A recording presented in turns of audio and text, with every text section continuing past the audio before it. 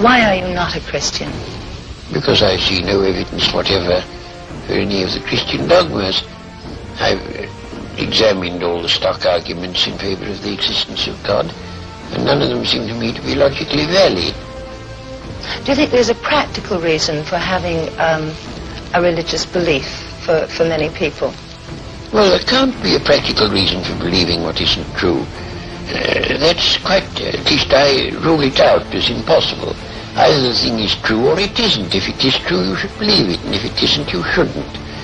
And if you can't find out whether it's true or whether it isn't, you should suspend judgment. But you can't, it seems to me, a fundamental dishonesty and a fundamental treachery to intellectual integrity to hold a belief because you think it's useful and not because you think it's true.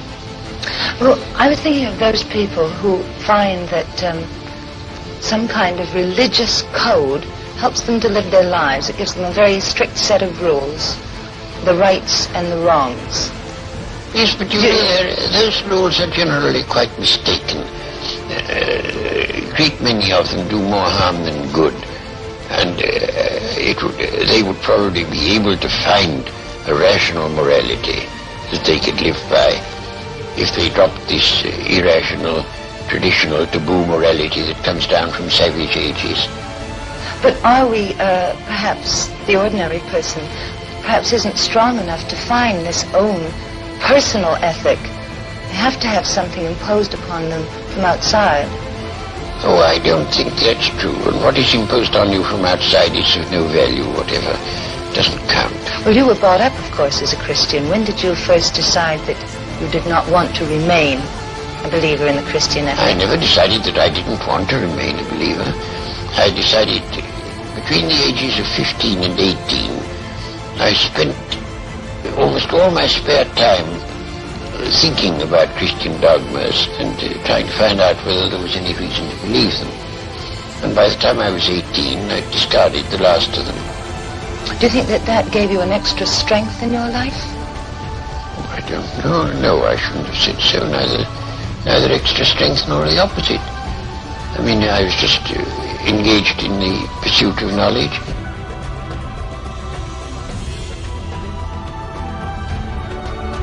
You see, one thing is I can live with doubt and uncertainty and not knowing.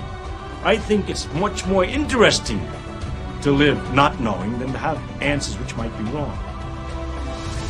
I have approximate answers and possible beliefs and different degrees of certainty about different things, but I'm not absolutely sure of anything.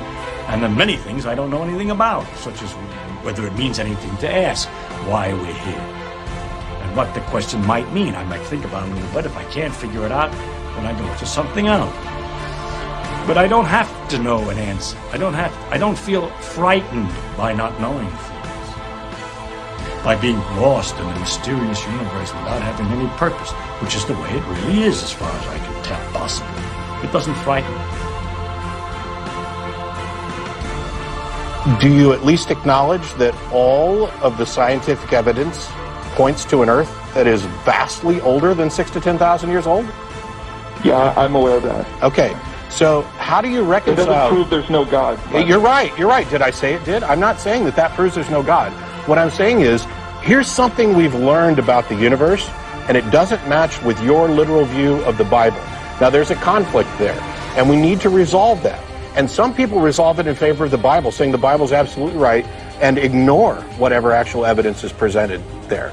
I find that to be patently absurd because it turns Christianity into a self-contradictory proposition, which is, and so, by the way, does the entire idea of a revelation in the New Testament. Because your position, to the extent that I understand it, because you haven't got a kind of a straight answer yet, is one where there is a God who has an important message for mankind. And somehow, he only reveals it to certain individuals who then write this down, and thousands of years after this initial revelation, we have to rely on copies of translations of copies by anonymous authors with no originals, and a textual testimony to a miracle, for example, the loaves and fishes. There's no amount of reports anecdotal testimonial reports that could be sufficient to justify believing that this event actually happened as reported. No amount. And anything that would qualify as a god would clearly understand this, and if it wanted to convey this information to people in a way that was believable, would not be relying on text to do so. And this, for me, is the nail in the coffin for Christianity.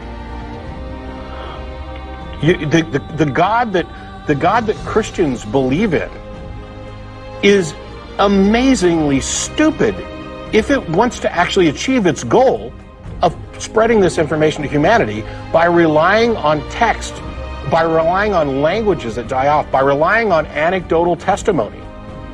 That's not a pathway to truth. And anything that would qualify for a God should know this, which means either that God doesn't exist or it doesn't care enough about those people who understand the nature of evidence to actually present it. Now, which of those possibilities do you think is accurate? I think you do need faith to believe it. Sure. And why would you believe anything on faith? Faith isn't a pathway to truth. Every religion has some sort of faith. People take things on, if faith is your pathway, you can't distinguish between Christianity, Hinduism, Judaism, any of these others. How is it that you use reason as a path to truth in every endeavor of your life, and then when it comes to the ultimate truth, the most important truth, you're saying that faith is required? And how does that reflect on a God who supposedly exists and wants you to have this information? What kind of God requires faith instead of evidence? Well, I think you probably have faith about a lot of things too. Like what? I have reasonable expectations based on evidence. I have trust that has been earned. I will grant trust tentatively. I don't have faith. Faith is the excuse people give for believing something when they don't have evidence. I mean, if you can come up with something that I believe that I don't have evidence for, guess what I'll do? I'll stop believing it. That's the nature of a rational mind. That is the goal. My only goal was to be the best Christian I could be and represent this to people who didn't believe. And what I found, because I actually cared about whether or not my beliefs were true rather than whether they felt good, was that my beliefs weren't justified.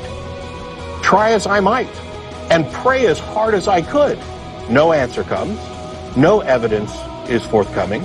And when I talk to people about this, the only answer they ever offer is the one you did, which is, well, you just got to have faith. Well, sorry, I don't. And not only I'm not sorry that I don't, I'm sorry for others that they think that I should have, because faith is not a virtue. Faith is gullibility.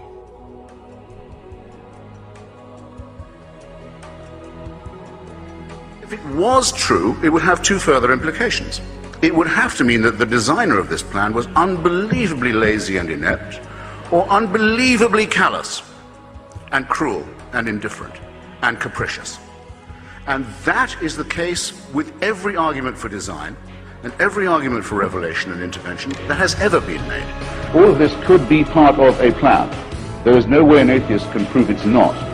But it's some plan, isn't it? With mass destruction, pitiless extermination, annihilation going on all the time, and all of this set in motion on a scale that's absolutely beyond our imagination, in order that the Pope can tell people not to jerk off.